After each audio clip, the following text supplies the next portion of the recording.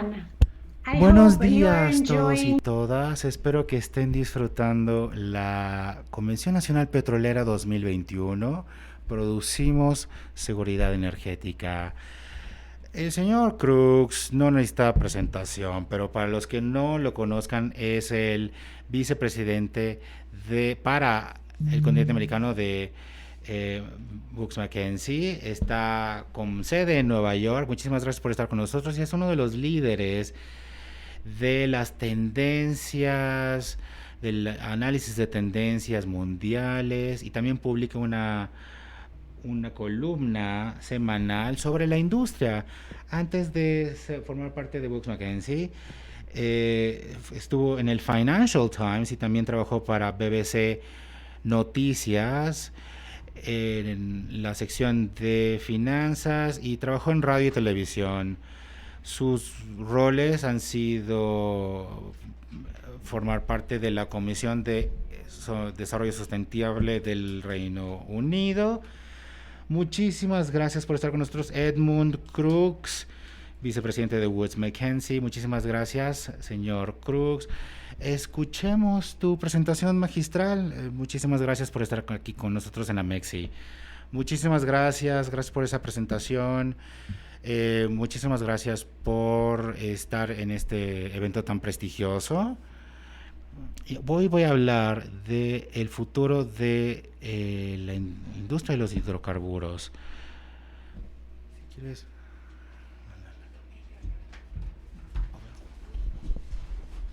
déjenme ver qué tengo aquí. Como estaba diciendo,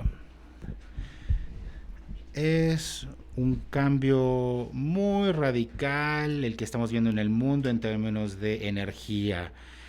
Si están siguiendo si estaban siguiendo la cumbre climática en la que participó el presidente Biden, bueno, hubo mucha discusión sobre las emisiones, muchas discusiones y consecuencias profundas para la industria de los hidrocarburos, y algo que representa un cambio que se aleja de los hidrocarburos fósiles.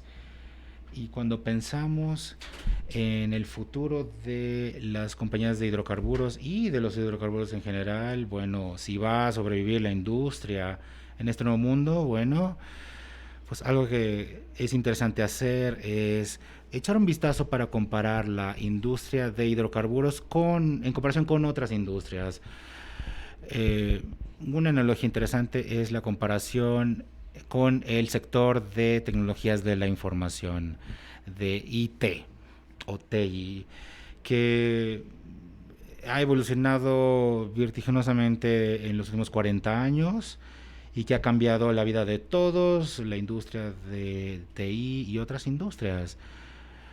Publicación, ventas, en menudeo, y bueno, como en general ha sido muy disruptiva esta industria. Y yo definitivamente veo algunas cosas paralelas con lo que está pasando hoy en día, y este cambio de combustibles fósiles a energías con bajo contenido de carbono, ya sea captura de carbono o energías renovables, etcétera. No creo que la analogía sea exacta. Eh, Creo que hay una obligación del gobierno de regular todo esto, como se hizo en la industria de TI, pero en particular los cambios tecnológicos en energía y los gastos de ciertos sectores han caído dramáticamente, y ciertamente creo que esta analogía es interesante y nos puede decir muchas cosas sobre lo que podemos esperar. Hay una manera de ver este cambio que vimos en la industria de la TI, y es simplemente ver lo que las empresas de TI ganaban hace 30 años y lo que ganan hoy. Y como pueden ver, es una transformación masiva. IBM, Digital Equipment, Apple, que probablemente han escuchado de ellas, ¿no? Pero estas son las diferencias en las cifras de lo que ganaban, y son empresas que ahora forman parte del Fortune 500. IBM es una de las que más ha ganado Tenemos esta tabla comparativa entre la izquierda y la derecha. Algunas de esas empresas han estado y siguen estando en la lista de las Fortune 500. Empresas como NSR, pero bueno, siguen siendo cifras que se actualizan constantemente. IBM sigue siendo una empresa importante, pero ya no está entre los top 10, por ejemplo. También pueden ver empresas que realmente se han beneficiado de esta transición de la energética, Apple, Intel y empresas nuevas que ni siquiera existían en 1990, por ejemplo, como Alphabet o Facebook. Podemos siempre comparar a quién le iba bien, quién ya no existe. Las ganancias de IBM son más o menos 3 veces más de lo que eran en 1990, y las de Apple son 100 veces más en 2020 de lo que eran en 1990, o sea que no van tan parejos, digamos, en términos de crecimiento. Sin embargo, creo que hay un punto principal, uno que quiero resaltar, de por qué algunas empresas no crecen tanto, y es que estamos hablando de empresas que realmente no se integraban al futuro, mientras que hay otras que realmente le fueron moldeando la innovación y le dieron a los clientes lo que querían. Y esas son las que todavía están aquí. Y probablemente estarán pensando que esta no es una gran analogía, pero siempre sirve para ver cómo el gobierno tiene un papel importante, cómo el mercado de valores va creciendo poco a poco y cómo los consumidores y los bienes de consumo no se moldean de la misma manera que todo lo anterior. Sin embargo, creo que hay algunos indicadores que podemos ver, señales que podemos ver, que continúan cambiando de manera similar. Con esta gráfica podemos ver una comparación de las empresas de gas y petróleo principales de Estados Unidos y aquellas que se dedican a las energías renovables en el mundo. Estamos hablando del desempeño del precio. En verde podemos ver cómo las de energía han superado por mucho a ExxonMobil. Obviamente esta es una gráfica que nos muestra un cambio extremo, pero a la derecha pueden ver un cambio todavía más extremo, que es la base que tiene Tesla en el mercado.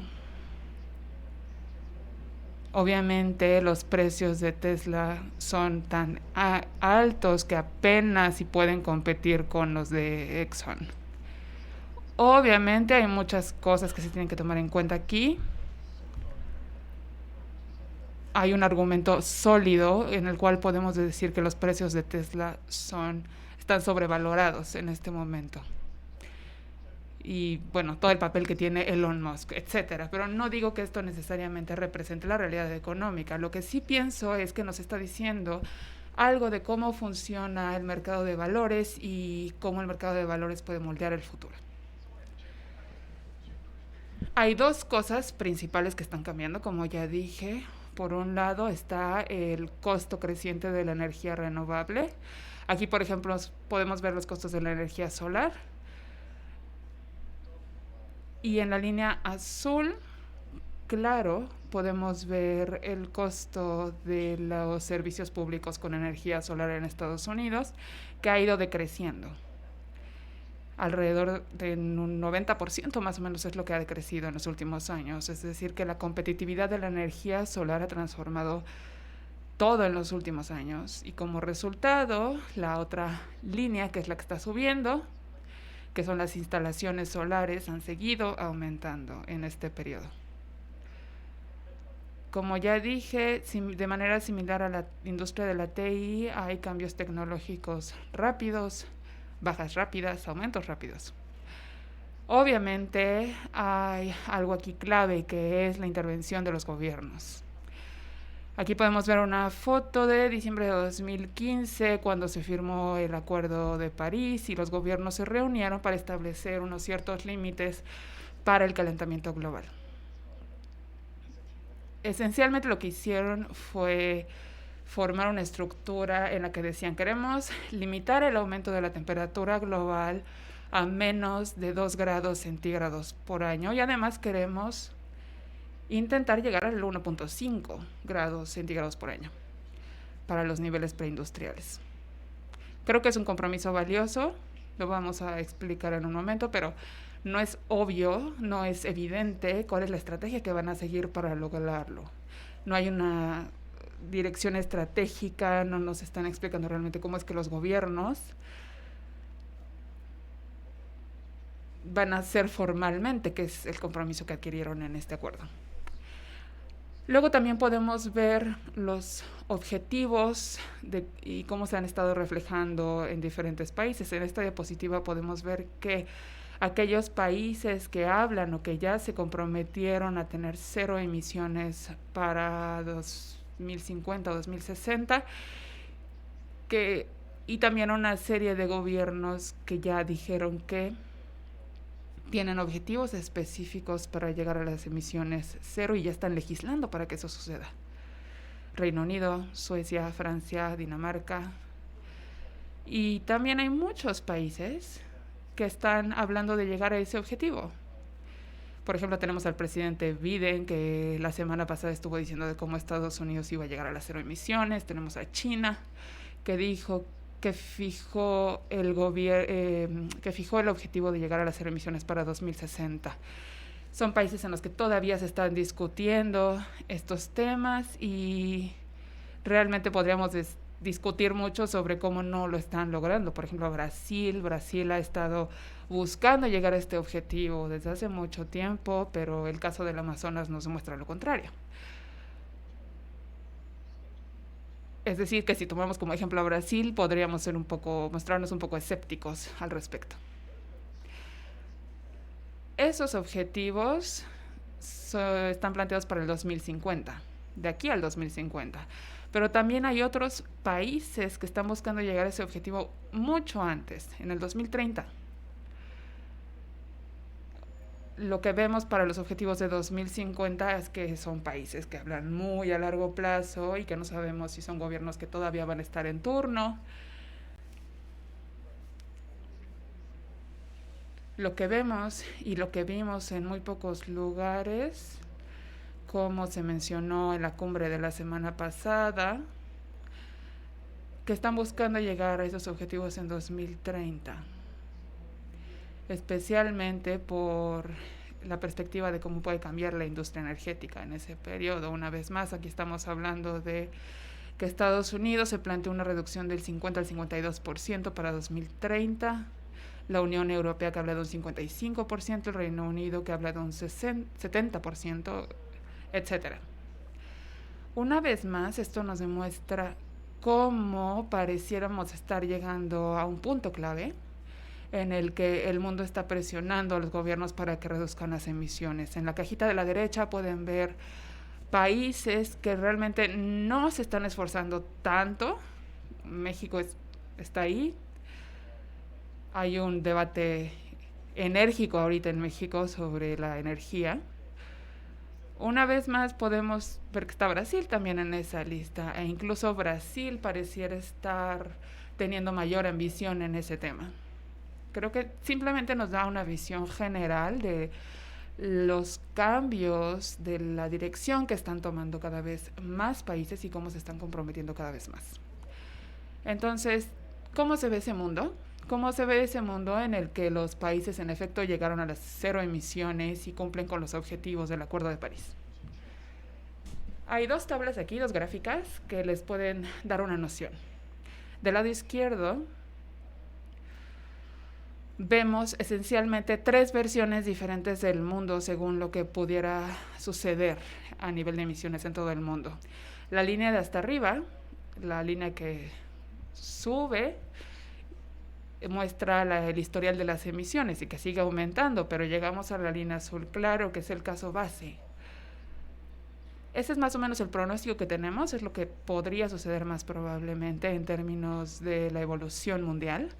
Y podemos ver que nos muestra que las emisiones siguen aumentando durante un corto periodo para después empezar a bajar, y para 2040 ya estaría bajando mucho más. Luego las otras 2 líneas nos muestran escenarios sobre la situación mundial de cumplirse con el Acuerdo de París. La línea azul nos muestra un escenario en el que en efecto el calentamiento global se limita a 2 grados centígrados, mientras que la gris nos muestra el caso de los 1.5 grados centígrados. Si ven que hay una delta entre la línea clara, la de hasta arriba, y la azul y la gris, que cumplen con el Acuerdo de París, hay un cambio enorme. Lo cual nos dice que tenemos un reto enorme ante nosotros, pero que evidentemente el que el mundo entero se esté comprometiendo implica un panorama mucho más diferente. Luego tenemos la gráfica del lado derecho, que nos muestran los cambios anuales de emisiones que requeriríamos con cada escenario. Es básicamente la misma idea, pero más bien lo que estamos viendo con la línea gris del 1.5 grados, la línea azul oscuro de 2 grados y la clara con el mismo ritmo. En la parte de abajo pueden ver una línea verde punteada que muestra el nivel en el que cayeron las emisiones para 2020 por la pandemia. Es decir, que las emisiones bajaron porque había menos vuelos, porque la gente se movía menos, había una ralentización económica y hablábamos de 1.800 millones de toneladas de CO2. Lo que esta gráfica nos quiere decir es que si vemos el panorama de los 1.5 grados o 2 grados incluso, tendríamos que estarnos moviendo cada vez más cada año de aquí hasta el 2050. Es decir, que necesitaríamos tener pandemias sucesivas para realmente estarnos acercando a ese escenario. Creo que es un gran indicador del reto tan grande que estamos enfrentando y que nos está diciendo que el mundo tiene que cambiar. ¿Qué implica esto para la energía? Eso es lo que vemos en esta diapositiva. Aquí vemos los diferentes tipos de energía y cómo se ven impactadas en cada escenario. Siempre tenemos un caso base en línea azul claro, más la línea azul oscuro y la línea gris. Aquí solo quisiera resaltar un par de cosas. Pueden ver que hay en la cuarta sección la electricidad, donde las líneas de hecho están cerca, pero con la línea gris la electricidad se dispara. Y lo que vemos aquí es que si hacemos un cambio radical en el mundo tendremos que electrificar todo, el transporte, la calefacción, etcétera, para descarbonizar todos esos servicios. En ese escenario habría un cambio masivo hacia un mundo que se mueva con base en electricidad. Eso evidentemente tiene implicaciones para el gas y el petróleo. Si vemos, si comparáramos el petróleo con la electricidad, podríamos ver cómo el gas disminuye en su consumo en los escenarios de 1.5 grados y 2 grados. El petróleo en específico se vería enormemente afectado por el uso del transporte eléctrico, lo cual representa una brecha muy grande, un cambio muy grande, que es lo que realmente necesitamos si queremos llegar a las emisiones que plantea el Acuerdo de París. Pero bueno, ese es el panorama general, esa es la transición de la energía. Hablamos de un mundo en el que los gobiernos cumplan sus compromisos, realmente vayan a donde dicen que van. Ahora quiero ir más a detalle de qué es lo que representa eso para la industria del gas. Aquí vemos una gráfica que nos muestra el avance del petróleo en azul verdoso y el gas en anaranjado. Podemos ver las diferencias de cómo suben y cómo bajan dependiendo de cada escenario. Que en la línea continua podemos ver el escenario base, con la línea azul podemos ver el escenario de los 2 grados. Si quisiéramos llegar a los niveles del compromiso, tendríamos que disminuir drásticamente nuestro uso del petróleo para que para 2050 lleguemos a un menos 62%, que es el escenario base. La demanda del gas es un poco más resiliente. Podríamos decir que el gas va a reemplazar el carbón, que vamos a estar combinando el almacenamiento de cada tipo de energía, o que hay algunas cosas que podemos usar gas, como la calefacción, porque es más difícil reemplazar el gas en esos casos. Pero creo que una de las conclusiones de este análisis y de la manera en la que vemos al mundo con este escenario del compromiso de París es que el gas en efecto es mucho más resiliente que el petróleo. Sin embargo, ambos van a estar teniendo una cierta presión y el gas va a estar sufriendo igual que el petróleo. ¿Cómo ha reaccionado la industria del petróleo? Creo que en un panorama amplio hay dos enfoques que han tomado, es decir, hay una bifurcación en la industria entre lo que podríamos llamar el enfoque energético y el enfoque del petróleo. El primero es el que toman empresas como BP, Shell, muchas empresas que se diversifican. Se fijan objetivos de emisiones cero para 2050, que está alineado con lo que dicen los gobiernos europeos. Y en diferentes grados dicen, vamos a estar tomando las ganancias de nuestra rama de petróleo y gas, lo vamos a reinvertir y reciclar en nuevas energías de diferentes tipos, como adquisiciones que compran empresas de carga, empresas eólicas, diferentes tipos de tecnologías que realmente abarcan lo que incluye el modelo de la gran energía. Y luego tenemos las empresas que se enfocan en el petróleo, que incluyen Chevron, ExxonMobil y empresas de otros países que se concentran en el petróleo. Ellos lo que piensan es que realmente no tienen ninguna ventaja competitiva en lo que se refiere a las energías limpias y entonces mejor se concentran en el petróleo y el gas. Se fijan objetivos de cero emisiones quizá, se fijan objetivos para reducir las emisiones de las primera y segunda etapas de su producción, pero realmente no están fijando objetivos para la etapa 3, que es referente al uso de sus productos. Es decir, que tienen mucha menos diversificación. Quizá haya un poco como Chevron, que este mes anunció que iba a estar regresando a la energía eólica, pero no es en un nivel tan alto como las empresas europeas. ¿En qué piensan estas empresas cuando les decimos descarbonización? Bueno, en descarbonizar el petróleo y el gas, y están buscando diferentes maneras, específicamente el almacenamiento y la captura de carbono, para cambiar su ruta habitual. Aquí tenemos el modelo de la energía, empresas que nos están mostrando una transformación, sobre todo en Europa. Podemos ver que hay una transformación significativa en términos de cómo cambian. ¿Y qué nos muestra esto? De 2020 a 2036 hay un acceso en gigawatts a energía, en la capacidad de las energías renovables que planean tener para ese año. Son empresas europeas grandes como BP, Equinor, empresas que realmente pueden permitirse estos cambios, pero también otras empresas menores. Y nos están mostrando cómo navegar ese espacio para alejarse del petróleo y del gas y empezar a diversificar su cartera. Tenemos a Ørsted de Dinamarca, por ejemplo, que si se acuerdan solía ser una empresa de gas y solía dominar la industria del gas, pero se diversificó para generar energía específicamente eólica,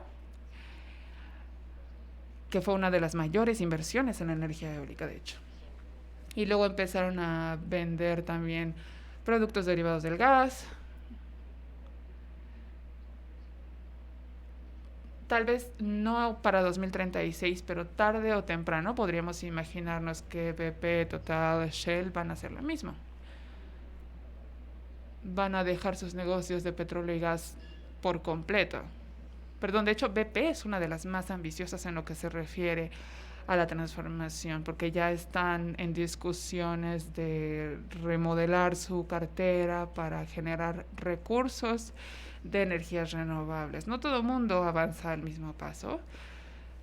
Realísticamente, lo más probable es que todas terminen dejando el gas para 2050, pero con esta gráfica lo único que podemos ver es que hay un cambio significativo. Hay otro modelo que es el del petróleo, Big Oil, que son empresas que realmente se quieren quedar con su modelo actual, no quieren generar más ramas, no quieren diversificarse.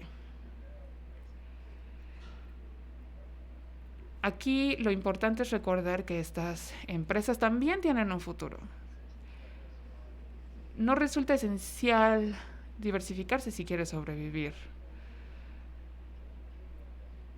Si quieren volver al modelo que ya mencioné antes, incluso en el mundo de los 2 grados, hay un campo importante para el petróleo y el gas, incluso en 2050, en 3 décadas, cuando la gente sigue consumiendo estos productos.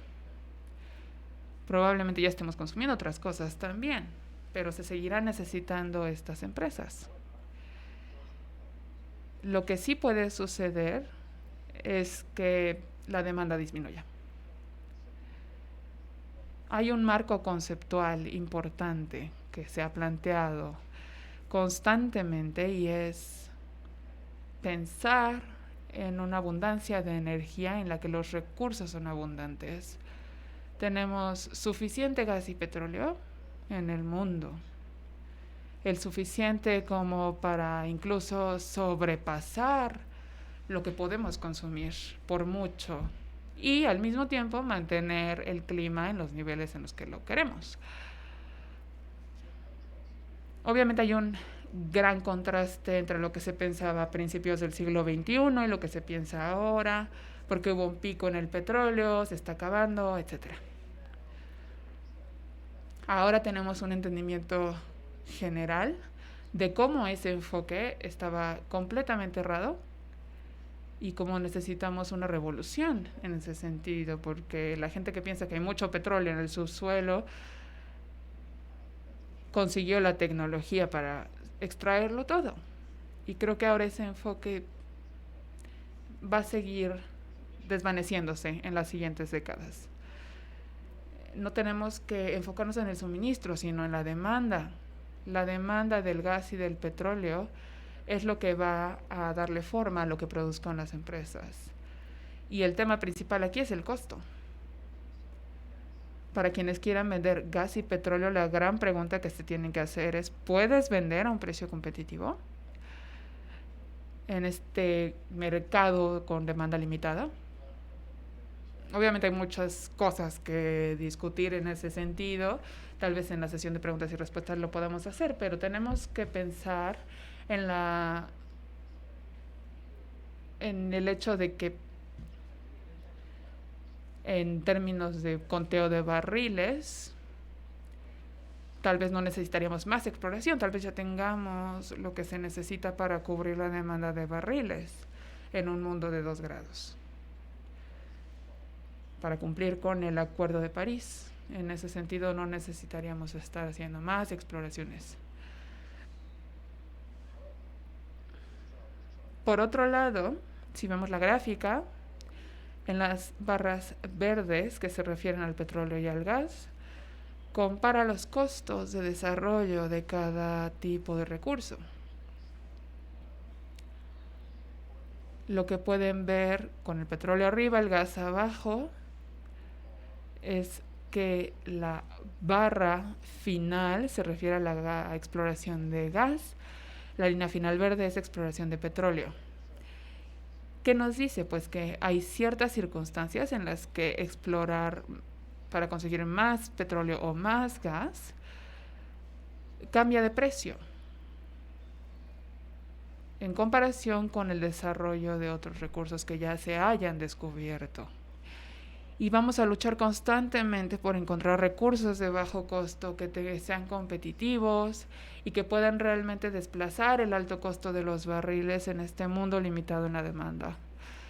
Creo que va a ser interesante observar ese desarrollo Y va a ser interesante para las empresas de petróleo y gas porque necesitan garantizar que en efecto están produciendo a un costo que les resulte competitivo.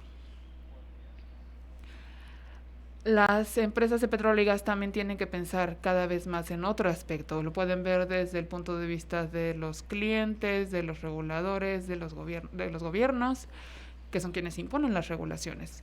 Y es el tema de la intensidad de las emisiones en la producción de gas y petróleo. Ya nos hemos sentado a debatir sobre esto con McKinsey, con otros clientes, con socios. Nosotros ponemos mucho esfuerzo para modelar el tema y desarrollar una cosa que llamamos herramienta base de emisiones, que nos permite medir los activos de petróleo y gas en un nivel muy fino de granularidad para ver mundos específicos, campos específicos. ¿Y qué hicimos con este modelo? Es lo que pueden ver del lado izquierdo. Comparar lo que podemos hacer. Por ejemplo, comparamos las emisiones, la intensidad de emisiones de diferentes exportadores de crudo a Estados Unidos. Pueden ver que hay una variación enorme entre Venezuela, que está abajo, y Arabia Saudita, que está hasta arriba. Obviamente hablamos del nivel de intensidad de las emisiones, y pues son países que producen obviamente en diferentes cantidades.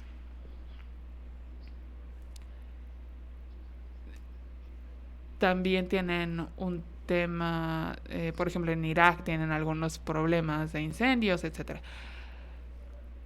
México está más o menos en promedio gracias a la frontera que comparte con Estados Unidos, pero por mucho Arabia Saudita es a quien mejor le va, que son quienes emiten menos emisiones en la producción de petróleo. Se va a volver cada vez más importante tomar esto en cuenta porque va a ser un diferenciador en la competitividad. Los compradores van a querer fuentes que tengan menos emisiones y van a querer garantizar, los socios van a querer garantizar que en efecto están invirtiendo en una producción de bajas emisiones. Esto es para decir que varias empresas están empezando a ser más, interesarse más en el tema y tomar decisiones más enfocadas en este tema. Tal vez se enteraron de que la semana pasada Exxon presentó una propuesta para un hub de captura de carbono en el canal de barcos de Houston. Aquí podemos ver más o menos qué es lo que pasa. Es un esquema muy amplio, pero lo que hacen es recolectar las emisiones de carbono de diferentes empresas, de diferentes instalaciones, de petroquímicos, de generación de energía, cemento, etcétera, diferentes tipos de empresas que combinan en un hub y que luego bombean al Golfo de México, que es donde se queda atrapado. El motivo y el argumento que se utiliza para defender esta idea tan emocionante es la siguiente. La captura de carbono es una parte esencial para la estrategia general de reducir emisiones. Si realmente queremos tomarnos en serio los objetivos del Acuerdo de París, necesitamos, es cierto que vamos a necesitar petróleo y gas, entonces necesitamos encontrar una forma de capturar esas emisiones. Una de ellas es la captura de carbono. Sin este tipo de tecnología realmente no tenemos mucha oportunidad ni mucha probabilidad de cumplir con el Acuerdo de París. Y sí, es una tecnología esencial, pero no ha tenido mucho éxito porque la tecnología siempre ha estado ahí, ¿no? Desde los 70, pero ha sido muy difícil hacer que avance. Hay proyectos más exitosos que otros. Esta tecnología todavía no hace ese gran salto a lo que podría ser una tecnología primordial. Entonces, ExxonMobil es lo que está haciendo ahora y ExxonMobil es una empresa que tiene la capacidad, de hecho, de promover este tipo de tecnología. Es el tipo de cosas en las que podemos imaginar que no solamente va a haber un hub entre Houston y México, sino que realmente puede generar miles y poner miles en todo el mundo.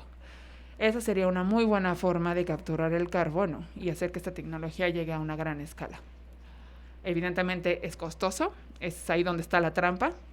Exxon dice que cuesta alrededor de 100 billones de dólares y cuentan con el sector privado para poder financiar estos proyectos a gran escala. Es un reto enorme, pero como ya dije, si realmente queremos tomarnos en serio nuestros objetivos, es esencial desarrollar este tipo de proyectos. Desde el punto de vista de la industria, tendríamos que preguntarnos si es algo que Exxon puede producir, porque es un tema, es un problema que necesitamos abordar y resolver. Y he aquí una oportunidad en la que podemos reunir nuestra experiencia, tenemos un valor que podemos añadirle. Exxon, en términos de producción de carbón a nivel mundial, es una de la primera o la segunda, quizá, con los mayores niveles. Entonces creo que están haciendo un buen trabajo. Están diciendo, así es como funciona el mundo, así son los compromisos del gobierno. Nosotros podemos tener un papel importante en ese escenario. Y ese es principalmente el motivo por lo que me parece una propuesta interesante. Una última idea, tenemos que responder la pregunta: ¿cómo es que las empresas de petróleo y gas pueden sobrevivir en esta transición energética? Creo que hay caminos muy claros, muy importantes en esta revolución de la TI. No son idénticos, pero sí son paralelos, son similitudes. Los gobiernos, los clientes, los inversionistas son cruciales, son fundamentales en este proceso, porque son ellos quienes deciden a dónde se va el capital. Por ejemplo, en las últimas semanas hemos hablado de finanzas sostenibles y de si se debe mover los préstamos para las empresas de bajo carbono. La industria se está moviendo dramáticamente. Las empresas tienen que responder a eso. ¿Cuál es la noticia buena? Es que el petróleo y el gas se van a seguir necesitando en las siguientes décadas. Lo que sí hay que pensar es que las empresas tienen que ser capaces de sobrevivir en este nuevo mundo, en esta transición energética. Necesitan poder tener una competitividad alta en términos de costo y de carbono incluso. Para volver a la analogía con la industria de TI, estamos hablando de empresas proactivas. Son esas las que toman decisiones, las que moldean el futuro, más que simplemente sentarse a esperar a ver qué pasa. Son esas las que van a tener más éxito en este nuevo mundo. Eso es lo que pienso. En general, no sé si tenemos preguntas o si hay algún otro punto que quieran tocar.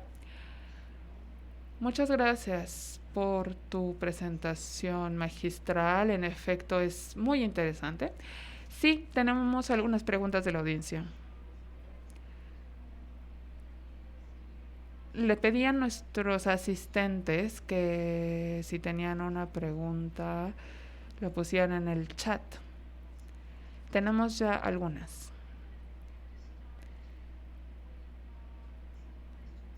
Voy a empezar con preguntas referentes a la seguridad. Como sabes, nuestra convención se basa en productores de seguridad energética. Entonces queremos preguntarte, ¿cuál es tu visión de este concepto? Creo que la seguridad energética, creo que fue Winston Churchill que dijo que la esencia de la seguridad energética es la diversidad. Para mí es completamente correcto. La seguridad energética significa sacar energía de una gama amplia de proveedores y una gama amplia de tecnologías, no simplemente depender de una sola fuente, de ninguna manera. creo que esa opción es la correcta y es interesante ver estas formas en las que el debate sigue cambiando para alinearse con el tema del cambio climático y la descarbonización y de disminuir las emisiones. Me parece que hay una de las cosas con las que las personas se identifican hoy en día es que el negocio del petróleo es mundial, es completamente internacional, se basa completamente en el comercio internacional, en que este funcione, en los productores internacionales y en que estos puedan seguir produciendo. Me parece que eso es algo que muchas personas ven como una vulnerabilidad. Es interesante escuchar el caso de China en específico. Si analizamos lo que vemos en China, podemos ver que es uno de los principales importadores de petróleo, incluso por encima de Estados Unidos. Creo que hace ya 10 años el consumo de petróleo de China empezó a subir sin parar y su producción se detuvo, incluso bajó. Estados Unidos tuvo un boom en la producción de petróleo, mientras que su consumo se ha mantenido estable. Lo que veo es que en términos de seguridad y del papel que tiene China en el mundo y su relación con otros países, China tiene un papel crucial. El petróleo tiene un papel crucial en la economía de China, perdón. Y creo que definitivamente es un país que necesita atacar esa vulnerabilidad. Obviamente están siempre viendo hacia afuera y están buscando cómo firmar acuerdos de suministro y de producción con otros países. Hay limitaciones, sin embargo. Creo que lo más interesante va a ser ver cómo durante las siguientes décadas China decide o no si depende demasiado del petróleo y por lo tanto promueve la electrificación de transportes y de, no sé, hacer todo lo que se necesita para reducir las importaciones de petróleo. Con McKinsey ya lo hemos estado analizando en investigaciones. Si vemos la proporción de producción de petróleo de China a nivel mundial y lo comparamos con su producción de baterías o de materiales, en todas esas otras industrias energéticas nuevas, su proporción es mucho mayor que su proporción de petróleo. O sea que lo más probable es que China cada vez se enfoque más en los vehículos eléctricos y otras fuentes nacionales de energía, lo cual no es necesariamente bueno porque pues todavía seguirían teniendo plantas o dependiendo del carbono, pero va a ser una tendencia que tenemos que seguir en el futuro. Volviendo al tema de la seguridad, ¿qué significa la seguridad energética? Creo que significa diversificación y esta es una parte fundamental. También creo que hay economías que definitivamente se dan cuenta de que no tienen suficiente diversidad en sus fuentes de petróleo y eso es lo que tienen que cuidar. Muchas gracias, gracias por tu respuesta. Tenemos otra pregunta. El sector del petróleo y del gas es tradicionalista y no adopta nuevos enfoques constantemente. ¿Crees que esto es realidad? Hablabas de la captura de carbono, lo cual resulta interesante. ¿Crees que en efecto estamos hablando de una industria tradicionalista y que no adoptan nuevas tecnologías fácilmente? Creo que depende de cada empresa y de cada lugar. Podríamos pensar en momentos en los que la industria de hecho se ha adaptado rápidamente a las nuevas tecnologías, como el caso de Estados Unidos, que tuvieron la primera innovación en perforación en 2009 y para 2011 su producción ya se había disparado. Entonces podemos ver que hay momentos en los que en efecto el nivel de adaptación va a depender de que se tengan los incentivos correctos y el equipo correcto, y entonces la industria se puede mover rápidamente. Es fascinante pensar en cuántas personas, por ejemplo, han estado en Houston últimamente. Pero creo que al final se trata de hablar de... Cuando hablamos de la industria, del futuro de la industria, las personas se enfocan mucho más en la transición energética ahora que hace un año incluso, o 5 años. Todo el mundo está ya pensando en qué es lo que van a hacer con la energía, qué se debe hacer, qué se puede hacer para explotar los recursos tan escasos, cómo aprovechar la posición estratégica y cómo juntar todo eso para en efecto obtener ganancias de esta transición energética. Creo que esa pregunta es más frecuente de lo que se encuentra una respuesta.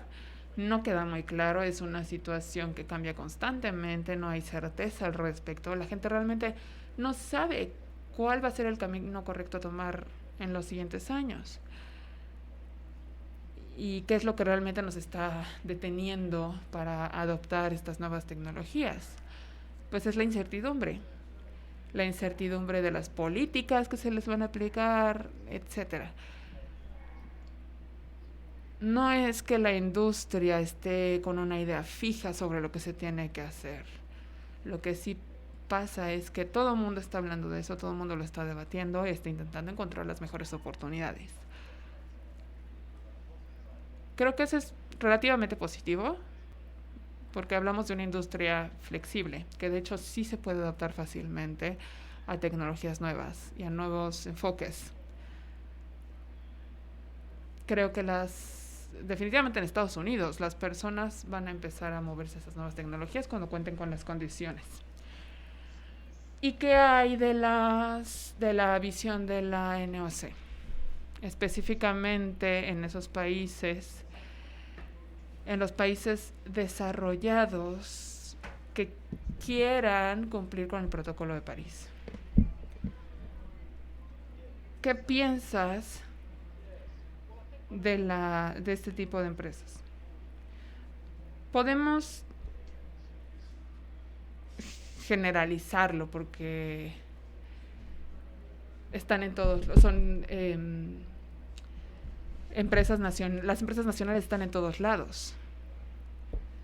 Creo que aquí lo crucial es volver al tema de la competitividad de costos. Por poner un ejemplo, si está sentada sobre una reserva vastísima de petróleo que se puede explotar a un costo mínimo, y que de hecho es algo que el presidente de Arabia Saudita mencionó ayer cuando decía que en este mundo de una demanda en declive del petróleo, básicamente se tiene que adoptar la visión de que hay otros proveedores que se van a salir, porque la demanda simplemente no alcanza para la producción que ellos generan. Todos estos productores de la competencia van a salirse y definitivamente países como Arabia Saudita van a ser de los últimos en la carrera porque tienen buenos costos y porque tienen competitividad. Obviamente no me voy a poner a opinar de si eso está bien o está mal, pero es lo que va a suceder.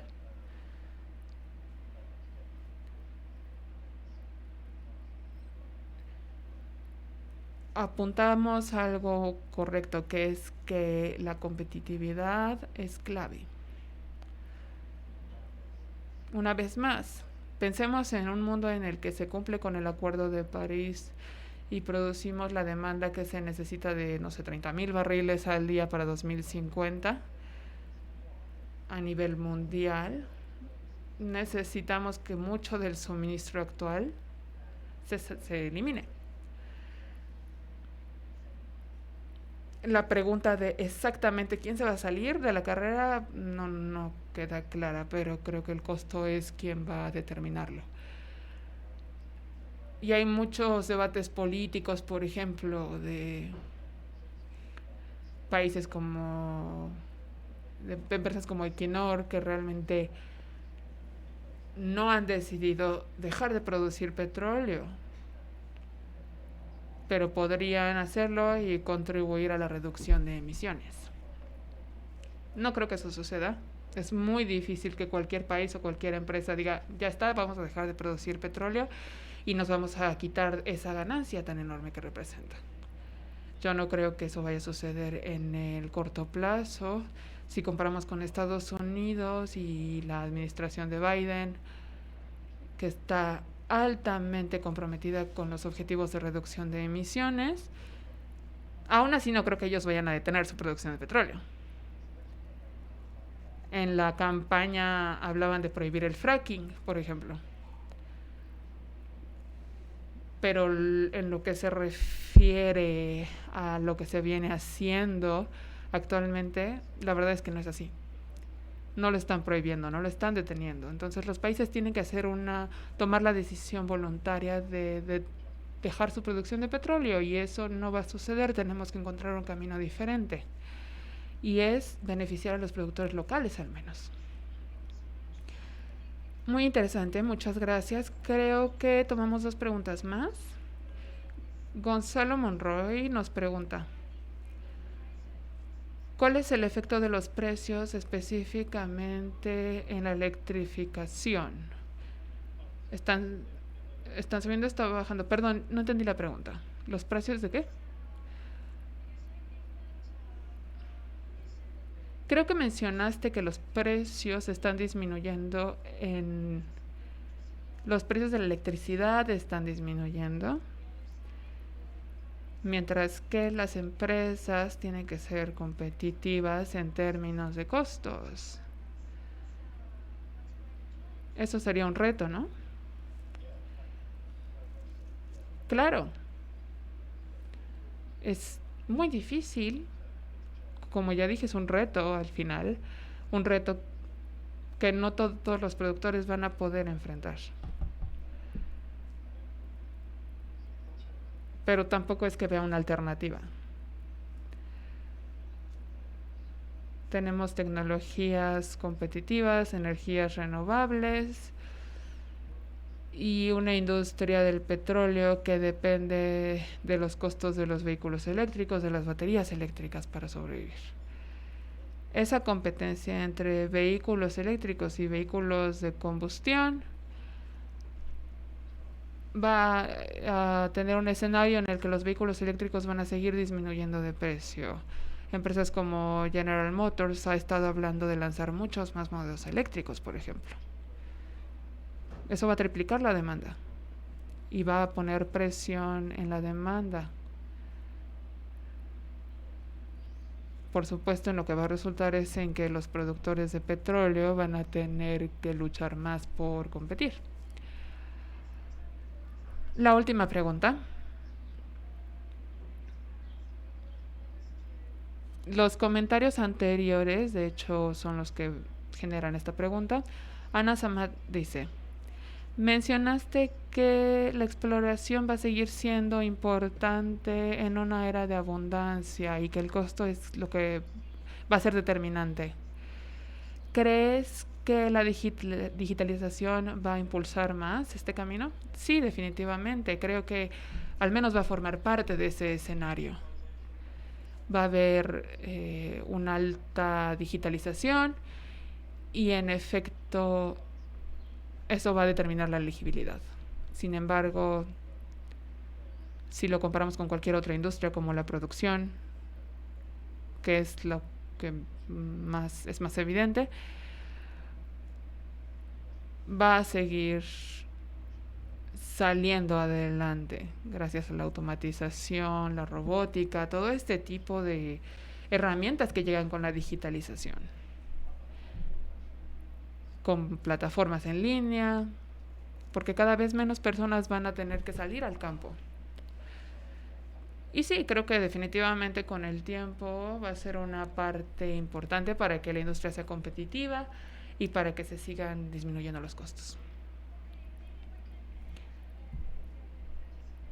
Creo que podemos entonces cerrar tu intervención reflexionando sobre el sector de hidrocarburos de México. No sé si pudieras compartirnos una reflexión general de lo que es este sector en México. No me voy a ir a los detalles de las políticas ni nada. Supongo que solo me gustaría reiterar lo que ya dije antes.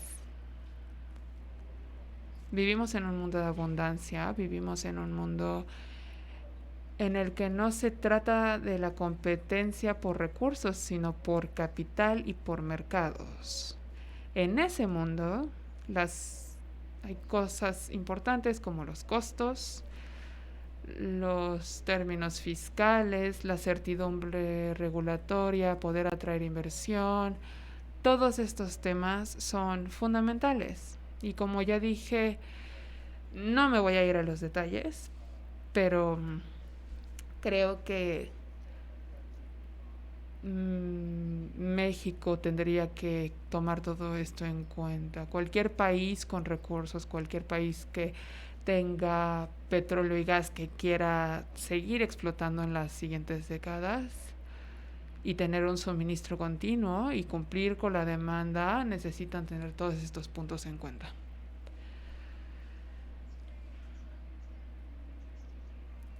Ha sido muy interesante tenerte aquí con nosotros, escuchar tu presentación magistral en esta convención petrolera. Realmente queremos agradecerte por tu tiempo. Gracias, Ed. Y gracias también a todas las personas que se conectaron. Espero que sigan disfrutando de la Convención Petrolera 2021. Producimos seguridad energética. Gracias a todos y a todas. Gracias a ustedes y gracias por invitarme.